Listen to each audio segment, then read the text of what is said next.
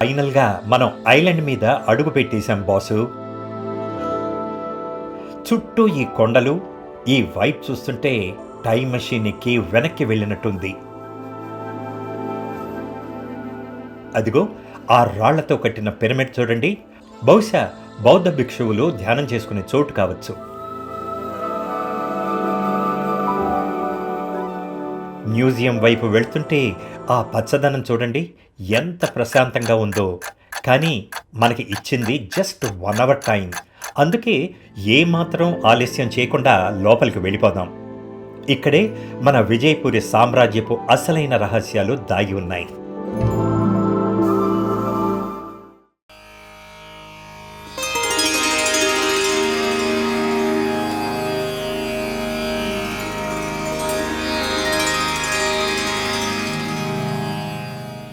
లోపలికి వెళ్ళగానే ఆ బుద్ధుడి విగ్రహం మనకి వెల్కమ్ చెప్తుంది.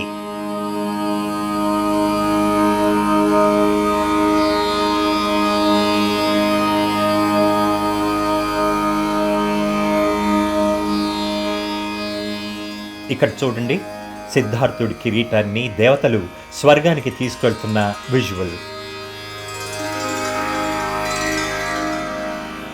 1700 ఏళ్ల క్రితమే అమరావతి శిల్పకళ ఏ రేంజ్లో ఉండేదో ఈ సున్నపరాతి శిల్పాలు చూస్తే అర్థమవుతుంది. కిర్రాక్ అంతే. దీనిని అమరావతి స్తూప అని పిలుస్తారు. ఇందులో స్తూప ప్రవేశ ద్వారంలో స్వయంగా బుద్ధుడే కూర్చొని ఉన్నాడు.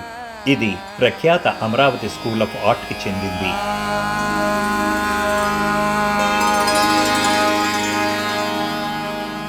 ఈ పొట్ట ఉన్న విగ్రహాలు చూసారా? వీటిని యక్షులు అంటారు. అంటే సంపదకు చిహ్నం అన్నమాట. వీటి మధ్యలో నుండి వెళ్తుంటే అదిగో ఆ భారీ విగ్రహం ఎంత మెజెస్టిక్గా ఉందో కదా.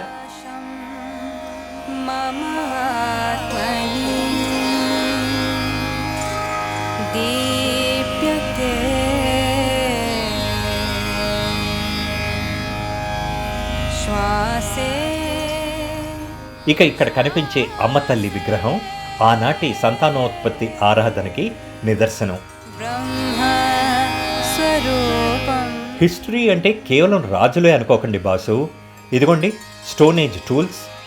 ఏనుగులను వేటాడేందుకు వాడిన ఆ భారీ కొయ్య ఈటలు, విల్లములు చూస్తుంటే అప్పట్లో మన ఆదిమానవులు ఎంత ధైర్యవంతులో అర్థమవుతుంది.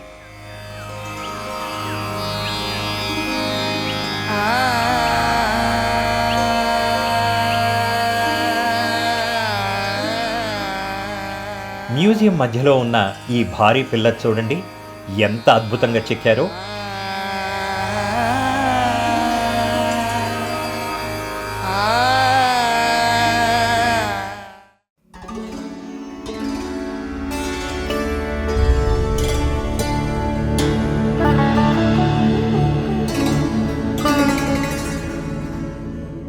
ఈ మ్యూజియంలో ఉన్న శిల్పాలన్నీ సున్నపు రాతితో అంటే పల్నాడ్ లైమ్ స్టోన్లో చేసినవి. ఇవి కాలక్రమేణా తెల్లగా మారి ఒక రకమైన మెరుపును సంతరించుకుంటాయి. అందుకే ఇవి ఇప్పటికీ ఇంత ఫ్రెష్గా క్లియర్గా కనిపిస్తున్నాయన్నమాట. ఇక ఇక్కడి హైలైట్ బ్లూ కలర్లో మెరిసిపోతున్న అమరావతి మహాస్తూపం మోడల్. అప్పట్లో అసలైన స్తూపం ఎంత గ్రాండ్గా ఉండేదో ఈ విజువల్ చూస్తే అర్థమైపోతుంది. ఇక్కడ కనిపించే సీటెడ్ ఫిగర్ అప్పట్లో ఇక్ష్వాకు రాజుల వైభవానికి గుర్తు.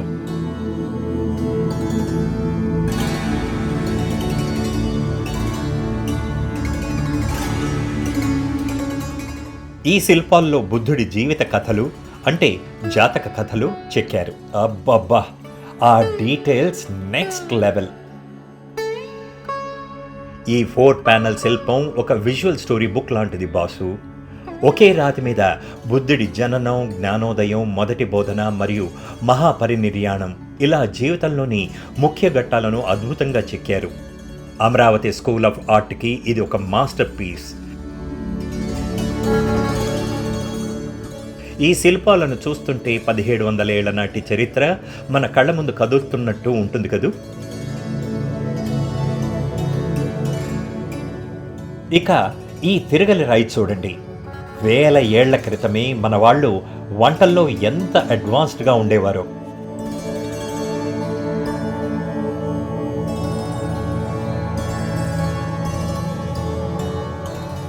ఖైమర్ లిపితో ఉన్న ఈ పిల్లర్ మన ట్రేడ్ రిలేషన్స్కి సాక్ష్యం.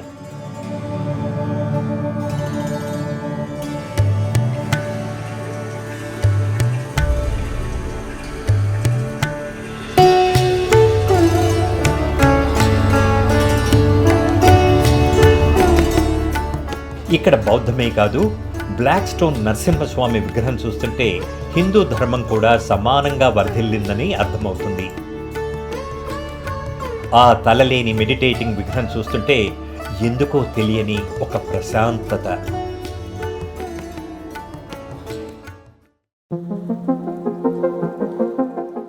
లోపల అంతా హిస్టరీ, బయట చూస్తే ఈ మిరుమిట్లు గొలిపే సాగర్ అందాలు.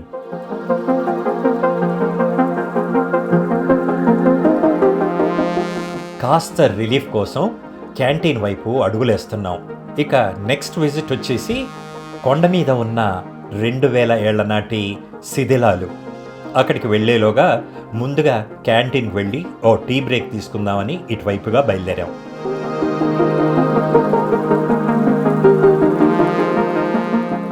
అబ్బో, ఈ బ్లూ వాటర్స్ చూస్తూ వేడి వేడి టీ తాగుతుంటే వచ్చే ఆ కిక్కే వేరు బాసు. మన మెంటల్ స్ప్రింట్కి ఇదొక చిన్న బ్రేక్. ఇక ఇక్కడి నుండి అసలైన విజయపురి శిథిలాల వైపు మన ప్రయాణం మొదలు. Stay tuned.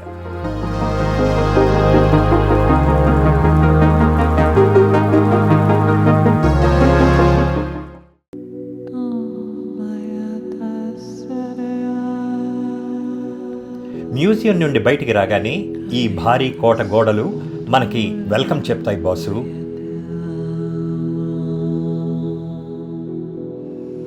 ఇక్కడి నుండి అసలైన శిథిలాలు దాదాపు కిలోమీటర్ దూరంలో ఉన్నాయి. నడవలేని వాళ్ళ కోసం ఇక్కడ ఎలక్ట్రిక్ బగ్గీలు కూడా అందుబాటులో ఉన్నాయి.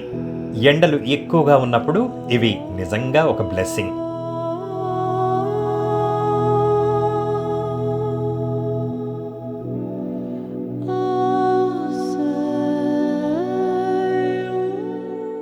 ఇప్పుడు మనం చూస్తున్నది డోల్మెన్, అంటే మెగాలిథిక్ కాలం నాటి సమాధి.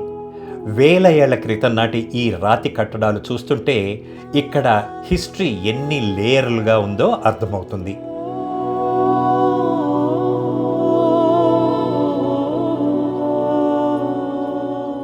ఇక్కడ ఒక భారీ డబుల్ టియర్డ్ ప్లాట్ఫామ్ కనిపిస్తుంది చూడండి.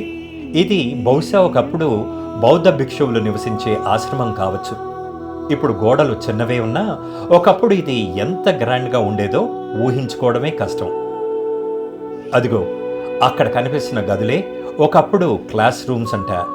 ఆ జెండాలు, ఆ పిల్లర్స్ అన్నీ కలిసి మనల్ని ఏదో తెలియని లోకంలోకి తీసుకువెళ్తాయి బాసు. ఇక ఈ ఫ్రేమ్లో అసలైన స్టార్, ఆ మోనోలిథిక్ బుద్ధ విగ్రహం. ఎంత ప్రశాంతంగా, ఎంత గొప్పగా ఉందో కదా. ఈ విగ్రహంతో ఒక ఫోటో దిగకపోతే నా ట్రిప్ కంప్లీట్ అవ్వనట్టే.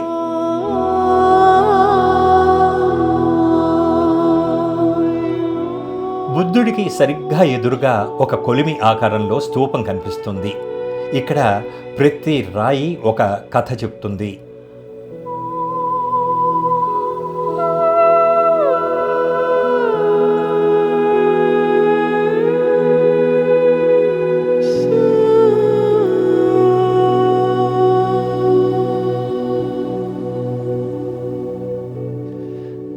ఇక్కడ మరో స్తూపం కనిపిస్తోంది. కానీ మనకు టైం అస్సలు లేదు. బోట్ ఆపరేటర్లు ఇచ్చిన 1 hour డెడ్లైన్ అయిపోవస్తోంది. ఇంకా చాలా చూడాలని ఉన్నా మన క్రూజ్ మిస్ అవ్వలేం కదా.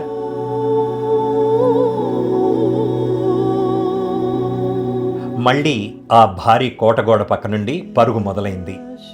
దారిలో ఈ పచ్చని గడ్డి, ఆ మెడిటేషన్ పాయింట్ లాంటి రాతి కట్టడం అన్నీ చూస్తుంటే అసలు వెనక్కి వెళ్ళాలనిపించడం లేదు. కానీ తప్పదు కదా.